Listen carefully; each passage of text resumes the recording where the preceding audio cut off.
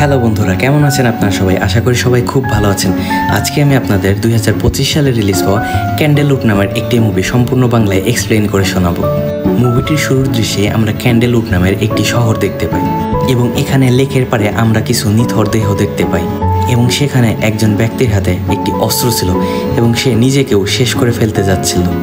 এরপরে আমাদেরকে কিছু মাস পরের ঘটনা দেখানো হয়। এখানে আমরা ব্যারিংটনের পরিবারকে দেখতে পাই এবং এখানে কেভিন এবং ভেরোনিকা নামের একটি দম্পতি ছিল এবং তাদের দুই সন্তান সারা এবং মাতেও ছিল। সারা মূলত কেভিনের প্রথম স্ত্রীর মেয়ে ছিল এবং কেভিনের প্রথম স্ত্রীর শেষ হওয়ার পরে সে ভেরোনিকাকে দ্বিতীয় বিয়ে করেছিল এবং মাতেও ছিল ভেরোনিকার ছেলে। তারা চারজন মিলে তাদের পারিবারিক চাপ নিয়ে খুবই চিন্তিত ছিল এবং তাদের মন খারাপ থাকার জন্য তাদের ভেতরে হরহামেশাই ঝগড়াঝাটি লেগেই থাকতো। এই কারণে তারা শহর থেকে বাইরে একটি নিরিবিলি বাড়ি কিনেছিল যেখানে তারা স্বস্তির নিঃশ্বাস ফেলতে পারবে। এবং তারা যখন এই নতুন বাড়িটির বাইরে পৌঁছায় তখনই তাদের নাকে অদ্ভুত রকমের কিছু গন্ধ চলে আসে এবং তারা অবাক হয়ে ভাবতে থাকে এই দুর্গন্ধটা আসলে কিসের। এরপরে একজন প্রপার্টি এজেন্ট তাদের সাথে দেখা করতে আসে এবং তাদের বাড়ির সবকিছু বুঝিয়ে দিতে থাকে এবং তারা বাড়িটি দেখে খুবই খুশি হয় এবং এখানেই থাকার সিদ্ধান্ত নেয়, যার জন্য প্রপার্টি এজেন্টটি খুশি হয়ে তাদের হাতে সেই বাড়িটির চাবি তুলে দেয় এবং হাসি মুখে সেখান থেকে বিদায় নেয়। এরপরেই সবাই বাড়ির ভিতরে গিয়ে তাদের জিনিসপত্রগুলো গোছাতে শুরু করে এবং তারা খেয়াল করে বাড়ির ভিতরে দেয়ালগুলো সম্পূর্ণ খালিই পড়ে আছে, শুধুমাত্র দেয়ালে একটি খেলনা বন্দুক ঝোলানো রয়েছে এবং অবাক হয়ে তারা ভাবতে থাকে যে এই খেলনা বন্দুকটির এখানে কি কাজ রয়েছে। আসলে সারা লেসবিয়ান ছিল এবং সে তার বান্ধবীকে বলেছিল আমি এখানে চলে এসেছি, যার জন্য তার বাবা তাকে বলে তুমি এসব নিয়ে চিন্তা করো না, ধীরে ধীরে সবকিছুই ঠিক হয়ে যাবে। এবং তার বাবা তাকে বোঝাতে থাকে সেও তো তার বন্ধু বান্ধবদের ছেড়ে এখানে চলে এসেছে এবং তারা বলতে থাকে এখানে আমরা মানসিক শান্তির জন্য এসেছি এবং পরিবারের ভিতর ভালোভাবে কথাবার্তা হওয়া এবং মানবিক বন্ধন হওয়া খুবই জরুরি। এরপর কেভিন একটি মুদি দোকানে চলে যায় কিছু প্রয়োজনীয় জিনিসপত্র কেনার জন্য। এখানে জিনিসপত্রের বিলিং করার সময় ক্যাশিয়ার তাকে জিজ্ঞেস করে যে আপনার বাড়ি কোথায় এবং কেভিন তাকে জানিয়ে দেয় যে লেকের পাশে যে সুন্দর বাড়িটি রয়েছে আমরা সেই বাড়িটিতেই উঠেছি। এসব শুনে ক্যাশিয়ার মেয়েটি খুবই অবাক হয়ে যায়, কেননা সে জানতো যে সেই বাড়িটিতে এর আগেও অনেক অপ্রীতিকর ঘটনা ঘটেছে, কিন্তু ক্যাশিয়ার এখানে তাকে কিছুই বলে না এবং যার জন্য কেভিন সেখান থেকে চলে যায়।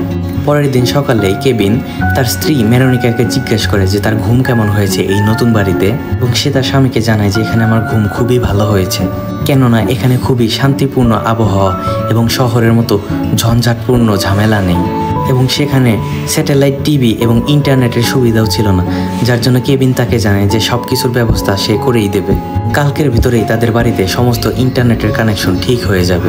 এরপরে তারা সবাই মিলে ব্রেকফাস্ট করতে শুরু করে, কিন্তু সারা দেখতে থাকে যে সে আসলে ইন্টারনেট না চলার জন্য খুবই উদ্বিগ্ন ছিল এবং সে তার মাকে জিজ্ঞেস করে যে ইন্টারনেটের এই সমস্যা কবে নাগাদ সমাধান করবে। এরপর সবাই মিলে যখন খাবার খেতে শুরু করে তখন সারা জানিয়ে দেয় তার খাবার খেতে ভালো লাগছে না এবং সে বাইরে দৌড়াতে চলে যাচ্ছে এবং সে ভেরোনিকাকে জিজ্ঞেস করে যে সেও তার সাথে দৌড়াতে যাবে কিনা। এটা শুনে ভেরোনিকা খুবই খুশি হয়ে যায় যে প্রথমবার সে তাকে দৌড়ানোর জন্য সাথে নিয়ে যাওয়ার জন্য জিজ্ঞাসা করছে এবং মাতেও তার বাবাকে বলছিল যে চলো না আমরা হ্রদের পাশ দিয়ে হেঁটে আসি এবং আমাদের প্রতিবেশীদেরকেও আমরা চিনে আসি। এসব শুনে তার বাবাও বাইরে যাওয়ার জন্য সিদ্ধান্ত নেয়। এরপরে তারা যখন তাদের প্রতিবেশীদের বাড়িতে যাচ্ছিল তখন সেখানে তারা কাউকেই দেখতে পাচ্ছিল না এবং এখানকার বাড়িঘরগুলো খুবই পুরানো এবং ময়লা অবস্থায় ছিল। এসব দেখে বোঝা যাচ্ছিল যে এখানে দীর্ঘদিন ধরে কোনো মানুষের জনবসতি নেই। এরপর ভেরোনিকা তাকে নিয়ে জঙ্গলের উদ্দেশ্যে রানিংয়ের জন্য বেরিয়ে পড়ে। এরপরে হঠাৎ করে একজন অদ্ভুত মহিলা এসে একটি অস্ত্র নিয়ে কেভিনের দিকে তাক করে এবং সেই মহিলাটি উন্মাদের মতো কেভিনকে বলতে থাকে যে তার ছেলেকে সে কোথায় লুকিয়ে রেখেছে। কেভিন এসব দেখে অদ্ভুত হয়ে যায় এবং সে সেই মহিলাটিকে বলতে থাকে যে সে তাদের প্রতিবেশী এবং এখানে নতুন এসেছে এবং সে তার ছেলেকে জানে না। এসব দৃশ্য দেখে মাতেও এবং কেভিন সেখান থেকে চলে যেতে শুরু করে। এরপর তারা চলতে চলতে ইলাই নামক একজন লোকের সাথে দেখা হয় তাদের এবং সেখানে তারা সবাই মিলে সেই পাগল মহিলাটির সম্পর্কেও আলোচনা করতে শুরু করে এবং ইলাই কেভিনকে বলে যে সেই মহিলাটি এই এলাকার প্রপার্টি ম্যানেজার এবং ওই মহিলাটি এখানের সবচেয়ে পুরাতন বাসিন্দা এবং কিছুদিন আগেই তার সন্তান এখান থেকে গায়েব হয়ে গিয়েছে। এরপর আমরা সারা এবং ভেরোনিকাকে দেখতে পাই তারা জঙ্গলের ভিতর দিয়ে দৌড়াচ্ছিল। একসময় সারা খুব ক্লান্ত হয়ে পড়ে এবং সে ভেরোনিকাকে বলে আমরা একটু বিশ্রাম নিই, কিন্তু ভেরোনিকা তাকে পানি দেয় এবং তাকে বলে যে চলো আমরা আবারও দৌড়ানো শুরু করি। এরপর হঠাৎ করে সারা সামনে একটি কুঁড়ে ঘর দেখতে পায়। এরপর সে যখন সেই কুঁড়ে ঘরের ভিতরে উকি দেয় তখনই সে সেখানে একটি মেয়ের আত্মা খুঁজে পায়। এটা দেখে সে খুবই ভয় পেয়ে যায়, কিন্তু তখনই সেখানে ভেরোনিকা এসে তাকে সাহস যোগায়। এদিকে আমরা কেবিনকে দেখতে পাই, সে তার বাড়ির ভিতরে সেই বন্দুকটির অবস্থান নিয়ে মোটেও সন্তুষ্ট ছিল না, যার জন্য সে সেই খেলনা বন্দুকটি সেখান থেকে সরিয়ে ময়লার ভিতরে রেখে দেয় যেন সেটা সকলের দৃষ্টির আড়ালে থাকে। এরপর সে বাড়ির বাইরে চলে যায় পরিষ্কার পরিচ্ছন্নতা করার জন্য, এবং এখানে কেবিন অদ্ভুত এক ধরনের মাশরুম দেখতে পায়। কেননা তারা এর আগে অনেক মাশরুম খেয়েছে, কিন্তু এই মাশরুমটি অন্য সব মাশরুমের চেয়ে দেখতে সম্পূর্ণ আলাদা রকমের ছিল। ঠিক তখনই সেখানে সারা এবং ভেরোনিকা চলে আসে। কেবিন সারাকে রাগান্বিত অবস্থায় দেখে ভেরোনিকাকে জিজ্ঞেস করে যে তোমাদের ভেতরে কি হয়েছে। এর একটু পরে কেবিন অদ্ভুত কিছু পরিলক্ষণ করে এবং তার মাথা ঘুরতে শুরু করে। সে বনের ভিতর ইলাইকে দেখতে পায় যে পাগলের মতো এদিক সেদিক দৌড়াচ্ছিল। এরপরে কেবিন নিজেকে ঠিক করার জন্য তার মুখ চোখ মুছতে থাকে এবং সে সেখান থেকে গায়েব হয়ে অন্য একটি জায়গায় চলে আসে। এদিকে মাতেও তার বোনের কাছে এসে গল্প করতে শুরু করে। এরপর হঠাৎ করে মাতেওর শরীর খারাপ হতে শুরু করে এবং সেখানে সে একটি আত্মাকে হ্যালুসিনেট করতে শুরু করে। এরপর রাতে কেবিন ভেরোনিকাকে জিজ্ঞেস করে যে সারা এবং তার ভেতরে আসলে কি হয়েছিল, এবং ভেরোনিকা কেবিনকে জানায় যে সারা তার কোনো কথাই শুনছিল না এবং তাদের ভেতরে ভুল বোঝাবুঝি হয়েছে। এবং কেবিন ভেরোনিকাকে সামলাতে থাকে যে ধীরে ধীরে তাদের সবার ভিতরে সবকিছু ঠিক হয়ে যাবে। এরপরে আমরা খাবারের টেবিলে মাতেওকে দেখতে পাই, সে একটি খেজুর খাচ্ছিল এবং সে খাওয়া অংশটি তার বোনকে দেখাচ্ছিল, কিন্তু তার বোন সেই খেজুরের ভিতরে অদ্ভুত কিছু লক্ষ্য করে এবং ভয় পেতে শুরু করে। এবং মাতেও তার বোনকে বলতে থাকে যে আমি মোটেও তোমাকে ভয় পাওয়াতে চাইনি। তখন সেখানে তার বাবা চলে আসে এবং মাতেওকে বলতে থাকে যে তোমার খেজুরে কি হয়েছে, এবং মাতেও তার বাবাকে জানায় যে সে স্বাভাবিক একটি খেজুরি খাচ্ছিল, কিন্তু তার বোন এটি দেখে ভয় পেয়ে গিয়েছে। এরপরে আমরা বুঝতে পারি যে এই পরিবারের সবাই কোনো না কোনো অদ্ভুত শক্তি দেখতে পাচ্ছে এবং তাদের হ্যালুসিনেশনে অদ্ভুত অদ্ভুত ঘটনা ঘটতে চলছে। আসলেই কি এখানে কোনো অশরীরী আছে কিংবা অন্য কিছু? এরপর কেবিন বাইরে গিয়ে কাঠ ফাটাতে শুরু করে। এরপরে সেখানে ইলাই নামের সেই লোকটি চলে আসে এবং সে হাতে একটি চেইনস নিয়ে এসেছিল এবং সে সেটি অন করে কাঠ ফাটতে শুরু করে। কিন্তু এটা দেখে কেবিন খুবই ভয় পেয়ে যায় এবং সে ভাবছিল যে হয়তোবা ইলাই তাকে শেষ করার জন্য এখানে এসেছে। কেননা কেবিন হ্যালুসিনেশন করে দেখছিল যে ইলাইয়ের ভিতরে খুবই রাগান্বিত একটি রূপ রয়েছে। ইলাই তারপরে কেবিনকে বলে যে সে শুধুমাত্র এখানে তাদের সাহায্য করার জন্য এসেছে। এরপরে মাতেও তার বাবাকে বোঝাতে থাকে যে এই লোকটি শুধুমাত্রই তাদের সাহায্য করার জন্য এখানে এসেছে। এরপরে তাদের বাড়িতে ব্র্যান্ডি নামের একটি মেয়ে চলে আসে এবং ব্র্যান্ডি তাদেরকে জানায় যে সে তাদের প্রতিবেশী এবং তাদের যদি কোনো সাহায্য বা কোনো কিছুর প্রয়োজন হয় তাহলে যেন তাদেরকে নির্দ্বিধায় বলতে পারে। এবং সেই মেয়েটি তাদের বাড়িতে এসে বলতে থাকে যে তাদের বাড়িটি খুবই সুন্দর। এরপর মেয়েটি জানালা দিয়ে কেবিনকে দেখে এবং বলতে থাকে যে হ্যান্ডসাম ছেলেটি আসলে কে। এসব কথা শুনে ভেরোনিকা খুবই জেলাস ফিল করে এবং সে সেই মেয়েটিকে জানায় যে এটা আমার স্বামী। এবং ব্র্যান্ডি নামের সেই মেয়েটিও তাকে বলে যে তারও একটি বয়ফ্রেন্ড রয়েছে এবং সেই মেয়েটি তাকে জানায় যে তার জীবনেও তার স্বামীর মতো একজন কেয়ারিং মানুষ প্রয়োজন, যে সবসময় তার পরিবার এবং বাচ্চাদের সময় দেবে। এসব শুনে ভেরোনিকা সেই মেয়েটিকে সেখান থেকে চলে যাওয়ার জন্য নির্দেশ দেয়। এরপরে কেবিন ইলাইকে বলতে থাকে যে তোমাকে আমি জঙ্গলের ভিতর দিয়ে অদ্ভুতভাবে যাওয়া আসা করতে দেখেছি, কিন্তু ইলাই তাকে জানায় সে এ ধরনের কোনো কিছুই করেনি। এরপর সেই মেয়েটি সেখান থেকে চলে যাওয়ার সময় কেবিনের দিকে তাকিয়ে তাকে একটি হাই বলে সেখান থেকে চলে যায়। এসব থেকে ভেরোনিকাও খুব রাগান্বিত হয়ে বাড়ির ভেতরে চলে যায়। এরপর মাতেও খেয়াল করে যে জঙ্গলের ভেতরে থেকে কোনো একটি আত্মা তার দিকে আসতে যাচ্ছে। এর জন্য সে ভয় পেয়ে তার বাবাকে এই সমস্ত কথা বলে দেয় এবং তার বাবা যখন সেখানে অস্ত্র নিয়ে হাজির হয় তখন সে সেখানে কাউকেই দেখতে পায় না। এরপর রাতে মাতেও তার বোনের রুমে যায় এবং তার বোনকে বলতে থাকে যে সে অদ্ভুত অনেক জিনিস হ্যালুসিনেশন করছে। এরপরে সারাও বুঝতে পারে যে সেও এখানে অনেক জিনিস হ্যালুসিনেশন করছে, কিন্তু সে এসবের তোয়াক্কা না করে স্নান করতে চলে যায়। এদিকে কেবিন তার জানালার বাইরে একজনকে দাঁড়িয়ে থাকতে দেখে। এটা দেখে সে অবাক হয়ে যায় এবং সে যখন লাইট জ্বালায় তখন সেখানে কেউই ছিল না। এরপরে সে আবারও রুমে চলে এসে ঘুমাতে চলে যায়। রাতে যখন মাতেও ঘুমাচ্ছিল তখন সে তার রুমের ভেতর থেকে অদ্ভুত কিছু গলার আওয়াজ শুনতে পায়। এরপরে সারা যখন স্নান করে বাইরে আসে তখন সে অন্য কাউকে দেখতে পায় এবং সে জানালার বাইরে কে আছে সেটা দেখার জন্য যখন জানালার পাশে যায় তখন সেখানে কেউই ছিল না। এরপরে সারা নিজেকে আবার হ্যালুসিনেশন করতে শুরু করে এবং সে দেখতে পায় তার হাত কেটে গেছে এবং এসব দেখে সারা ভয় পেয়ে জোরে জোরে চিৎকার করতে শুরু করে। এরপরে মাতেও যখন ঘুমাচ্ছিল তখন সে আবারও কিছু অদ্ভুত শব্দ শুনতে পায়। এবার মাতেও যখন তার চোখ খোলে তখন সে তার সামনে একটি অশরীরী আত্মাকে দেখতে পায়। এটা দেখে মাতেও অনেক ভয় পায় এবং সেও জোরে জোরে চিৎকার করতে শুরু করে এবং এসব চিৎকার শুনে তাদের পরিবারও সেখানে চলে আসে এবং সে তার পরিবারের বাবা এবং মাকে সব কিছু বলে দেয়। কিন্তু তার বাবা মা এই সব কিছু শুনে তাকে শুধুমাত্র এটা বলে যে তুমি হয়তোবা কোনো দুঃস্বপ্ন দেখেছো, এই ধরনের কোনো কিছু আসলে এক্সিস্টই করে না, এখানে কোনো আত্মা নেই যেটা তোমাকে ডিস্টার্ব করতে পারে। এরপরে রাতে সবাই মিলে একসাথে বসে আলোচনা করতে শুরু করে, কেননা এই বাড়ির প্রত্যেকেই অদ্ভুত কোনো না কোনো কিছু অবশ্যই নিজের ভেতরে পরিলক্ষিত করছিল এবং সবাই বলতে থাকে যে কেন তাদের সাথে এমন অদ্ভুত অদ্ভুত ঘটনা ঘটছে। আসলে এই বাড়িটা কি হন্টেড নাকি শুধুমাত্র তাদের মনেরই ভুল ধারণা। এসব আলোচনা করতে করতেই সকাল হয়ে যায় এবং পরের দিন সকালে ভেরোনিকা তাদের মেইল বক্স চেক করতে যায়, কিন্তু সেখানে কোনো মেইলই ছিল না। এরপর সেখানে ব্র্যান্ডি নামের সেই মেয়েটি চলে আসে এবং তাকে হাই করে। এরপর সেই মেয়েটি কেবিনের কাছে যায় এবং কেবিনের সাথে কথা বলতে শুরু করে।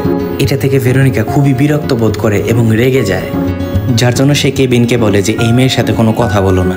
কিন্তু কেবিন তাকে জানিয়ে দেয় শুধুমাত্র কথা বলার মাধ্যমে কোনো খারাপ কোনো কিছুর হয় না। এরপর ভেরোনিকা বাড়ির ভেতরে চলে যায় এবং সে জানালা দিয়ে দেখতে থাকে, যার জন্য সে আরও বেশি জেলাস হতে শুরু করে এবং সে রাগান্বিত হতে হতে এক পর্যায়ে নিজেকে ঠিক রাখতে পারে না এবং সে রাগের চোটে বাইরে বেরিয়ে যায় এবং সেই মেয়েটিকে খুব জোরে একটি থাপ্পড় মারে। থাপ্পড় খেয়েও ব্র্যান্ডি নামের সেই মেয়েটি হাসতে হাসতে সেখান থেকে চলে যেতে থাকে এবং আমরা বুঝতে পারি মেয়েটি আসলে ইচ্ছাকৃতভাবে এই কাজগুলো করছিল। এরপর কেবিন ইলাইকে আবার জঙ্গলের ভেতরে দেখতে পায় এবং সে যখন ইলাইয়ের কাছে যায় তখন সেখানে কেউই ছিল না। এরপর রাতে সবাই একসাথে বসে ডিনার করছিল এবং সেখানে ধীরে ধীরে সবাই তাদের মেজাজ হারাতে শুরু করে। এরপর কেবিন জঙ্গলের ভেতর থেকে কিছু অদ্ভুত শব্দ শুনতে পায়, যার জন্য সে টর্চ লাইট নিয়ে সেই জঙ্গলের ভিতরে যেতে শুরু করে এবং সেখানে সে তার স্ত্রী পুত্র কন্যা সবাইকে আলাদা আলাদাভাবে দেখতে পায়। কিন্তু সেখানে যাওয়ার পর কেবিন কাউকেই দেখতে পায় না। এদিকে প্রচণ্ড রাগ করার জন্য ভেরোনিকা তার মানসিক স্থিতিতে ছিল না। এর মধ্যেই সারা সেখানে এসে জিজ্ঞেস করে যে এখনও কেন ইন্টারনেটের লাইন ঠিক হয়নি। এসব শুনে ভেরোনিকা প্রচণ্ড রাগে সারাকে আঘাত করে এবং সারার হাত কেটে যায়। এরপর সেখানে কেবিন এসে ধস্তাধস্তি করে ভেরোনিকাকে তার রুমে নিয়ে যায় এবং ঘুমের ওষুধ খাইয়ে তাকে ঘুম পাড়িয়ে দেয়। এরপরের দিন সকালে আমরা কেবিনকে দেখতে পাই সে বারান্দায় বসে আছে এবং আচমকাই একটি মেয়ের চিৎকারের শব্দ সে শুনতে পায়। এরপর কেবিন সেই শব্দটি অনুসরণ করে জঙ্গলের ভেতরে চলে যায় এবং সে সেখানে ব্র্যান্ডি নামক সেই মেয়েটিকে দেখতে পায় এবং সে পায়ে গুরুতর চোট পেয়েছিল এবং সেই মেয়েটি কেবিনকে অনুরোধ করে তাকে যেন তার বাড়ি পর্যন্ত পৌঁছে দিয়ে আসে, যার জন্য কেবিন রাজি হয়ে যায় এবং তাকে কোলে তুলে তার বাড়ি পর্যন্ত পৌঁছে দেওয়ার সিদ্ধান্ত নেয়। এর ভিতরে দিয়ে সেই মেয়েটি কেবিনের সাথে অসভ্যতা করতে শুরু করে এবং কেবিন তাকে নামিয়ে তাকে স্পষ্ট ভাষায় বলে দেয় সে একজন বিবাহিত পুরুষ এবং সে তার স্ত্রীকে খুব ভালোবাসে। এরপরে কেবিন তার বাড়িতে চলে যায় এবং তার স্ত্রীকে আবারও ওষুধ খায় যেন তার স্ত্রী কিছুটা মানসিক শান্তিতে চলে আসে এবং কারোর উপরে কোনো অত্যাচার করতে না পারে। এরপরে হঠাৎ করে রাগ করে কেবিন একটি বন্দুক নিয়ে ইলাইয়ের কাছে চলে যায় এবং ইলাইকে সে স্পষ্ট ভাষায় জানিয়ে দেয় যে সে কেন বারবার তাদের বাড়ির আশেপাশে চলে আসে এবং ইলাই তাকে জানায় যে সে কখনোই তার বাড়ির আশেপাশে আসেনি, এসব শুধুমাত্র তার হয়তোবা হ্যালুসিনেশন হবে। এবং কেবিন ইলাইকে সাফ সাফ জানিয়ে দেয় যে তুমি যদি পরবর্তী সময়ে আমার বাড়ির আঙ্গিনার ভেতর আবারও চলে আসো তাহলে তোমাকে আমি আঘাত করতে বাধ্য হব। এসব বলে কেবিন সেখান থেকে নিজের বাড়িতে চলে আসে।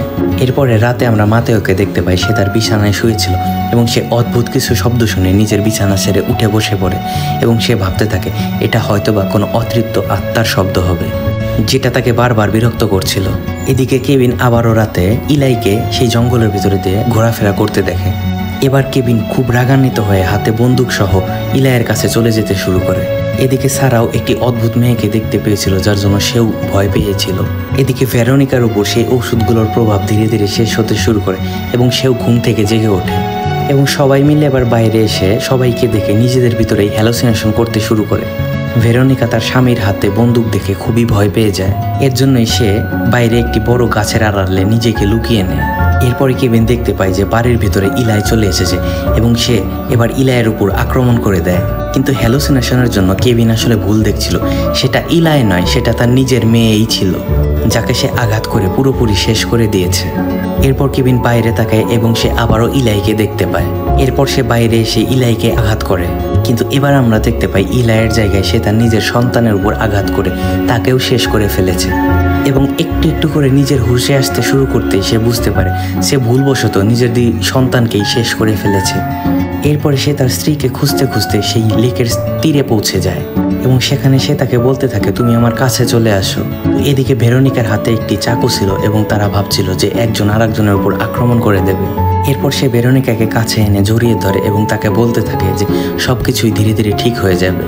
কিন্তু এসবের ভেতরেই ভেরোনিকা তার কোনো কথা না শুনে তাকে আঘাত করে দেয়, যার ফলে সে তার নিজের উপর নিয়ন্ত্রণ হারায় এবং তার হাতে যে অস্ত্র ছিল সেটি দিয়ে সে ভেরোনিকাকে আঘাত করে দেয়, যার জন্য সেখানে তাদের দুজনেই শেষ হয়ে যায়। এর পরের দিন সকালের দৃশ্যে আমরা দেখতে পাই ইলাই জঙ্গলের ভেতর থেকে অনেকগুলো মাশরুম সংগ্রহ করে নিয়ে এসেছিল। ইলাই সেই মাশরুমগুলোকে শুকিয়ে গুঁড়ো করে একটি পানির পাত্রে রেখে দিয়েছিল।